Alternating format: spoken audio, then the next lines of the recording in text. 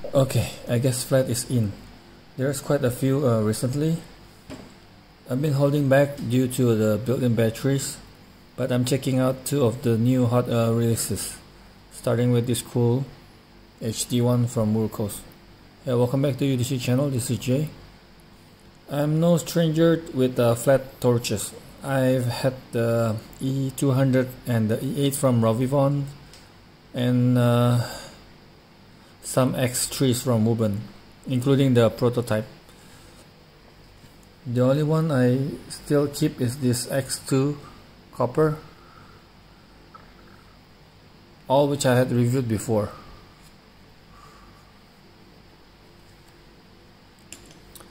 One of the first one is probably OLED arc felt, which was compared with an even older wedge from Streamlight. I kept skipping OLED versions. They evolved and had several versions now. I almost gave in when they released the Freedom Brass, just because brass. And very cool design. Then there's the tactical EDC27 from Nightcore with a built-in LED display. They just announced the EDC25 without the LED display, which is more comparable to the wedge. Arc felt is probably more comparable to this. Okay, enough history. Back to this slide. First, let me show you the box.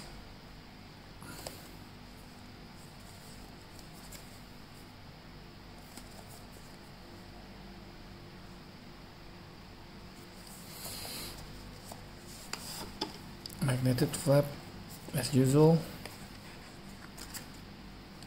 Instruction, lanyard, and Type-C cable.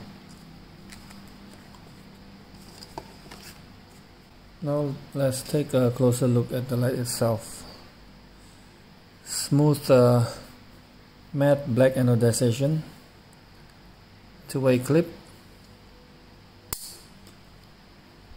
USB Type-C rubber cover,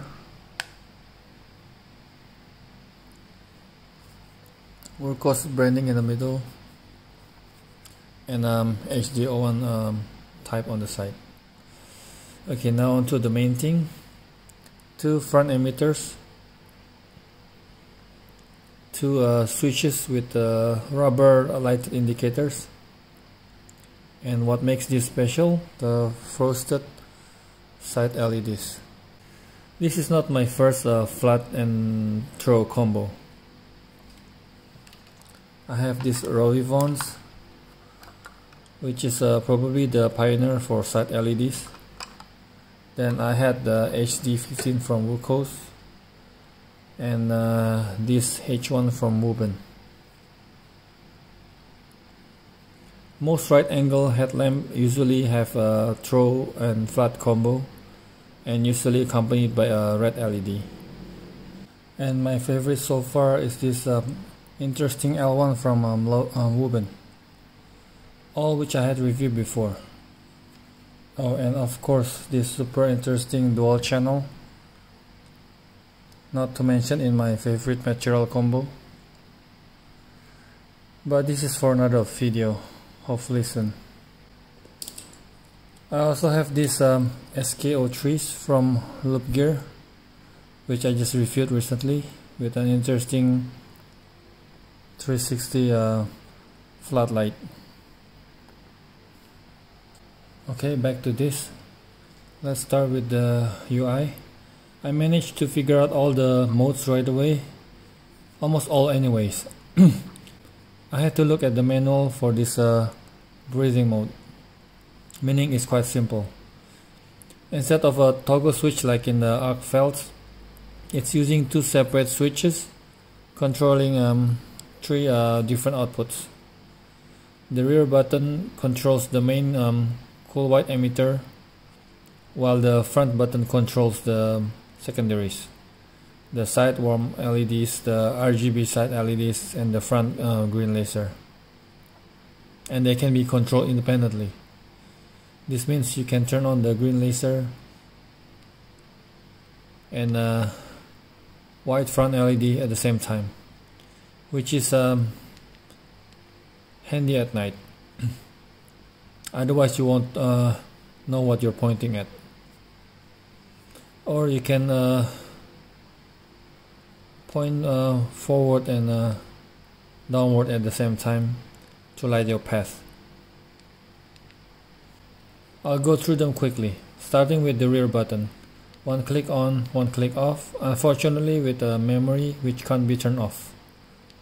Long press to cycle low, medium, high, back to low. Fortunately there's a shortcut to moonlight by long pressing, but the moonlight is not memorized, so you have to long press every time you want to access it. So that's the special modes. The usual double click for turbo and triple for strobe, and quad clicks to lock and unlock. 1, 2, 3, 4. The quad click also applies to the front button. Speaking about the front button, one click for the green laser, which I was hoping to be more hidden, since my kids sometimes play with my flashlight, and green laser is not really kids friendly. Even my cheapo laser has a lock for it, literally. The warm white LEDs are accessed by double click, also with memory, which can't be turned off. The difference is that there is no shortcut to moonlight or low, since the usual long press from off is used for something else. Okay, long press from on to cycle low, medium, high, back to low. No special mode for the side white LEDs. Now triple clicks for the RGB side LEDs special modes. This time without memory. 2, 3. And always start from this police red and blue strobe.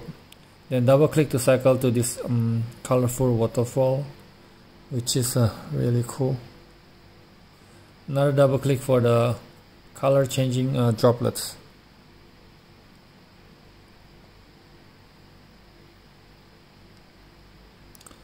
Long press from off to access RGB mode. It will slowly change between colors. No control for the brightness though. There is a slow blinking mode by double clicking. Okay, that's it. Oh, and 5 clicks on the front button to turn this breathing indicator on or off. 1, 2, 3, 4, 5. 1, 2, 3, 4, 5. Let's take it outside. Okay, let's start with flood, low, medium, high.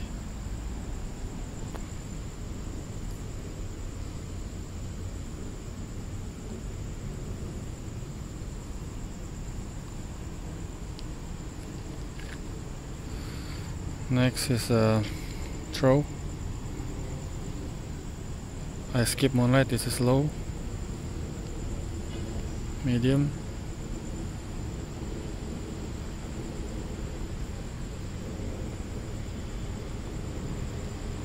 and high.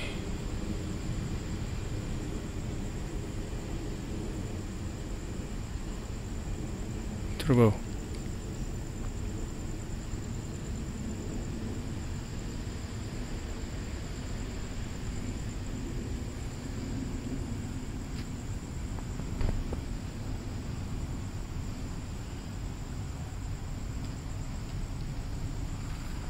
Getting warm. Now let's try the green laser.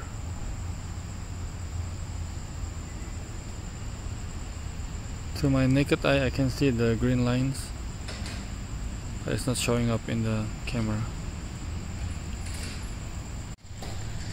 Let's compare it with a cheapo laser with the lock. Oh, I have to keep pressing.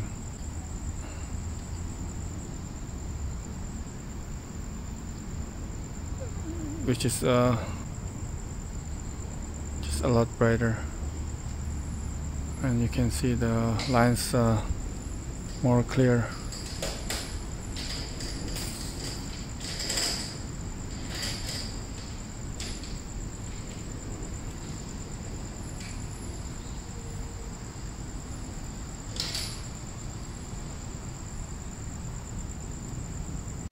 Oh, I forgot one thing, the laser with the white light.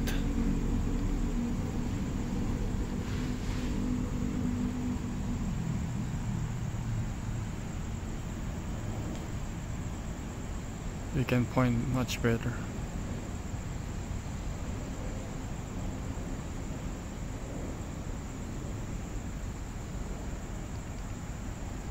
Turbo.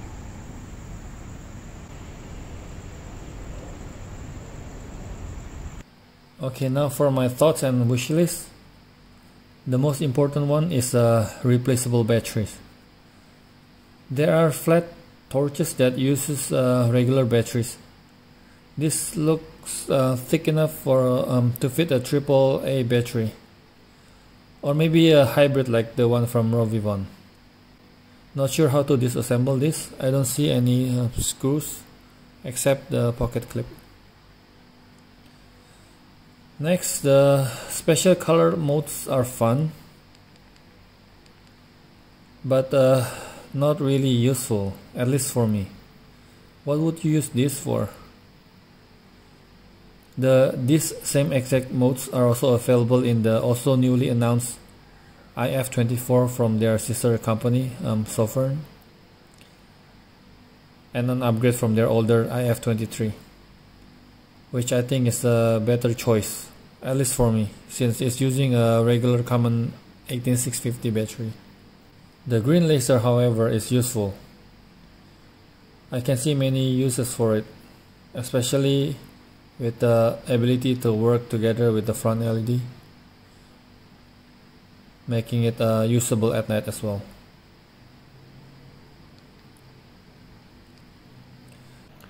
There has been a couple issues reported for this release.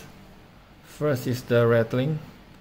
Fortunately, mine doesn't have this problem, and even if it does, it's a easy fix by removing the tail and stuffing something inside to stop the battery from causing the rattling.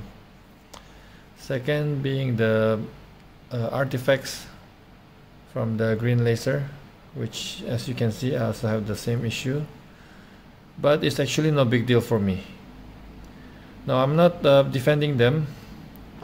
Even this cheapo laser can get it right.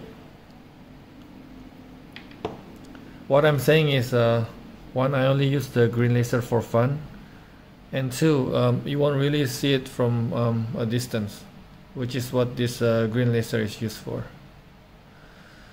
Okay, that's all I have to say for this matter. I wish the buttons were sexier in stainless steel instead of the same black aluminum. I like the glowing rings though, especially the slow breathing mode, which triples as a battery and charging indicators. The two-way clip is blunt, which makes it really hard to clip in the pocket. This is another reason why I think I will go clipless. Also, another reason is to make it truly flat. Okay, I think that's it for now. As always, thanks for watching and see you in the next one. Part 2 should be coming up soon, hopefully. Until then, bye now.